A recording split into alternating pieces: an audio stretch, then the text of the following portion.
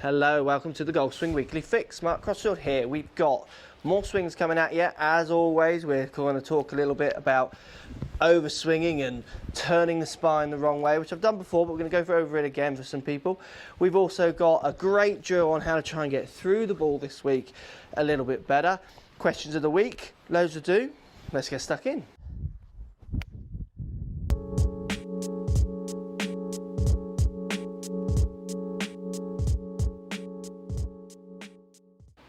So we're going to take a look at these guys' backswing, and what we're going to see for both players is we're going to see the classic very long backswing, as people mention. So overswing, big backswing, long swing, big arm swing, whatever you want to call it. So both of these players make quite an aggressive backswing.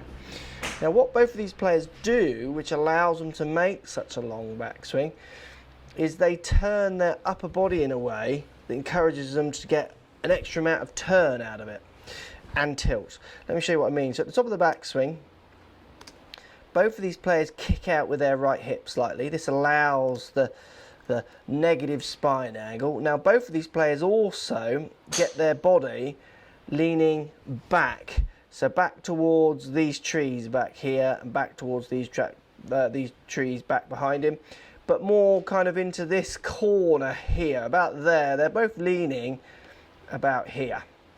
Let's get in the bay and show you exactly what I mean, and show you how you would limit these backswings to get a little bit more of an efficient backswing. So let's think about this. We're talking about, what I'm saying is that your spine angle is basically moving into a negative position. So if we take standing up straight here as 0, let's pretend this is straight. Leaning forward is plus, and leaning back this way would be minus. You guys at the top of your backswing are basically extending, stretching backwards. What that means is you're doing it this way, so you're lowering your left shoulder lower than your right. That's what happens as you turn your shoulders. The left shoulder's going lower than your right. You're leaning backwards and having a turn. Not in that particular order, but that's what's happening. And it's this negative spine angle while leaning to the left and turning that allows you to get the overswing, as we see, the longer arm swing, the bigger movement. We need to try and get you feeling this leaning backwards position.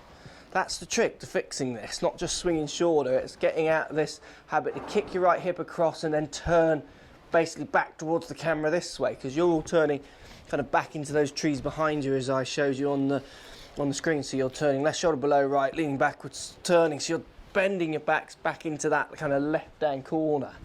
So good way of feeling this, just do what I'm doing here. Stand up straight, take the club in your hands like so, this way. Okay, so standing up straight, then I want you to just lean your shoulder, left shoulder lower than right, lean back and then turn. That's your backswing at the moment. And then contrast that to left shoulder lower than right, lean forwards, then turn. And what you're going to find when you're in this more leaning forwards and turned position is it's very hard for you to take your hands and the club as far back as you're getting it. And if you can get into the habit of feeling that movement where you are leaning forward, left shoulder lower than right, still feeling this slight positive spine angle, you are going to get much more efficient strikes, which will lead to straighter shots. The inefficiency of your backswing, so this longer turning and the extending your back into that negative position, is going to make striking the ball consistently a very challenging concept. It's going to be very hard to do. So again, just take the club across your chest this way, left shoulder lower than right, lean forwards and turn. You can put the club up in your arms to feel how that feels. Feels how short, much shorter that feels, and also feel how it doesn't lead to the temptation to want to kick your right hip out. So for me, if I drop my left shoulder lower than right, arc my back backwards, that puts a lot of strain on my back. So when I turn, I try and relieve some of that strain by just kicking that hip to the right, which is what we're seeing on your videos. So it's a real feel idea, this, and it's a real concept change. It's getting the feeling of understanding what positive, straight and negative spine angles are when looking at it a little bit more three-dimensional.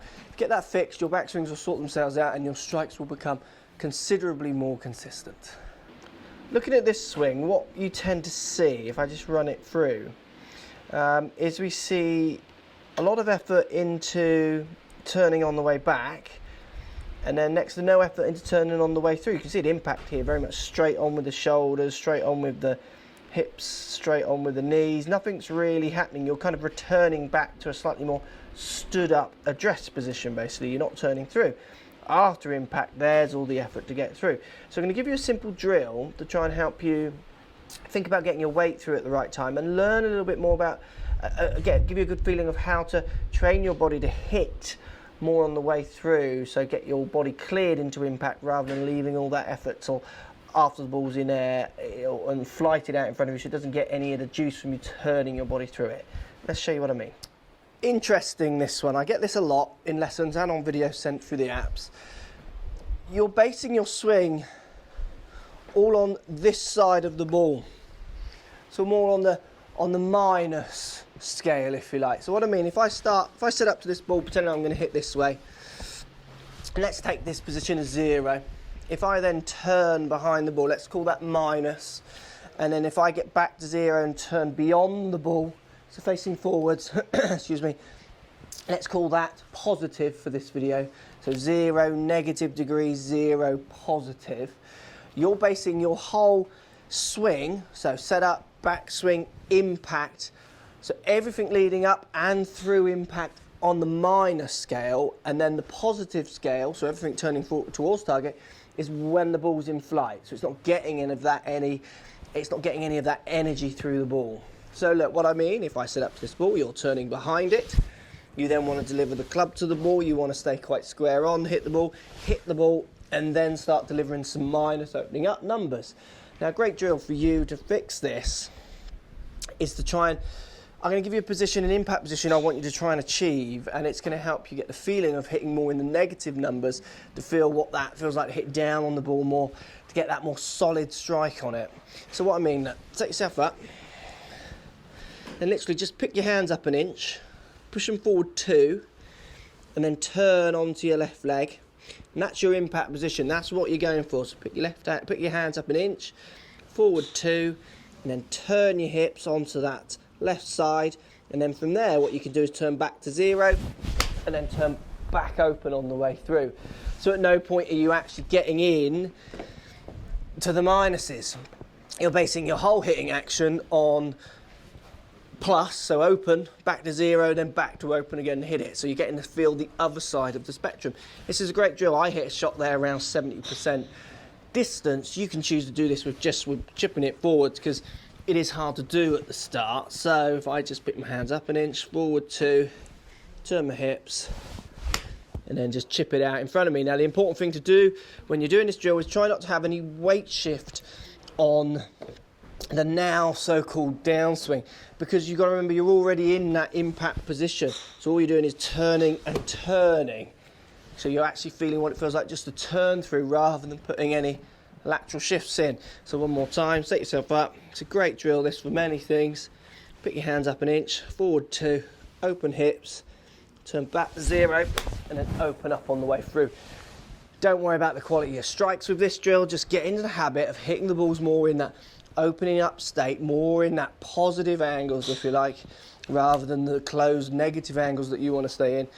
You'll get the feeling of hitting down on the ball more, you'll do it in front of the ball a lot more, which will create better strikes, straighter shots, certainly more distance. Thanks for watching. Thanks for sending the swings. Hope that helps. More questions coming at you in question of the week. Hi Mark, not sure if you've covered this before. How far should the hands be from the body on a full shot? Does it vary depending on the club? And are you using, e.g. closer with a wedge than you would with a driver? And what are the consequences of your hands being too close or too far from your body? Thanks very much. Keep up the great work. Right, Ian Scott. Thanks, Ian. Look. I don't know if I've specifically covered this, but I've shortly mentioned it in other videos, because you want to think about your hand position from your body. So people do fancy measurements and what have you. Some basic rules. The first basic rule. When I set myself to my club, I'm going to feel always that my hands, top of the club, top of my left leg, is around a fist and a thumb's width. And that's with a 7-iron in my hands here. Set myself up with a driver here. It's about the same. It's very similar.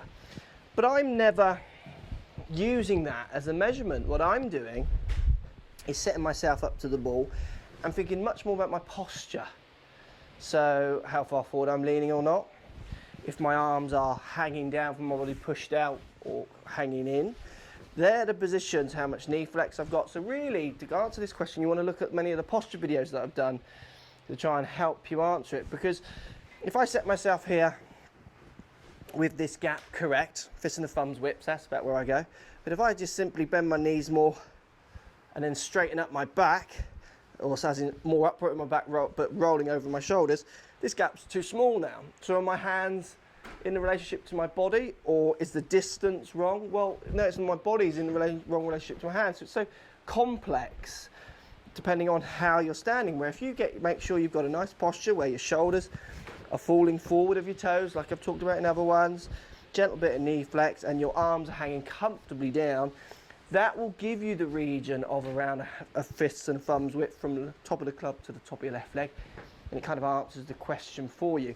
Try not to get too bogged down in this space, get much more interested in which way you're standing with your body to try and get that position correctly, and then make sure that your arms are comfortably hanging down from your shoulders once you've set that posture up nice and neat. Hope that helps. Thanks for sending the question. So another question coming from Facebook, I think this one, coming from Clinton Moore. What a name, Clinton Moore, with the shades on there in the picture, Clinton. That's looking very rock and roll. Right, hi Mark. If you've already purchased and used a set of clubs, is it too late to have them fitted, or can I still get them fitted? Right, two things here. First thing is, why are you buying clubs before getting fitted? There are pros out there who'll give you a decent fitting, next to no money, some are free. Get yourself fitted before you're buying any set of clubs. £100 set of clubs up to a 20,000 set of clubs. Don't worry, just get fitted. So rant over, you've bought the clubs and you want to now know if you can get them fitted. Well, yes, you can, depending on certain factors. People can, so pros can lengthen or shorten a club, which in turn will change the lie, which might fix and help your physical stature. They can change shafts, they can bend lofts, they can even bend lies, depending on the material of the club. So this one here, my MP64 from Mizuno, is forged.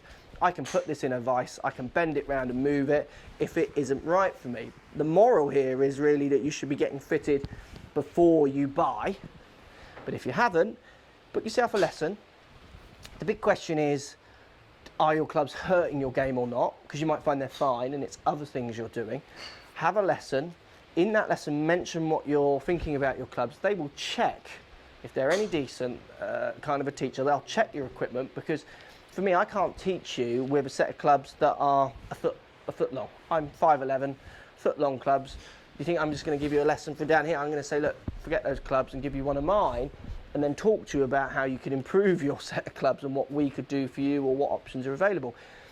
Your grip through to your hip turn, shoulder turn, early extension, anything you want to talk about in lessons are pointless if the clubs are ridiculous for you. So look, go and book yourself a lesson, speak to the pro. Without seeing you, obviously I can't tell you if your clubs are any good or not for you, but yes, they can be moved after purchase. Why you would purchase them, get them moved afterwards, really is the wrong way round. You want to think about getting them fixed before you spend your money, and then if you've done that already, obviously people have gone out there and bought, or they're a bit nervous and now they feel a bit more confident and they want to talk about equipment, book a lesson. The pro will talk to you about what they can do for you, and yes, there are options, you can move them. Hope that helps. Thanks for sending the question. Thanks always for watching, and we'll see you in next week's show. So if you like what's going on here, don't be afraid to subscribe to the channel. Also thumbs up the video, post comments, love to hear what you guys got to say. Let's keep it social. The more we talk, the more we share, the easier this game will get for everybody. So if you want to find me on Facebook here, you can find me on Facebook. If you want to tweet me, find me on Twitter here as well. Just follow the links, all in the description. Come and join the show, get active, get involved, get playing some better golf. Thanks for watching.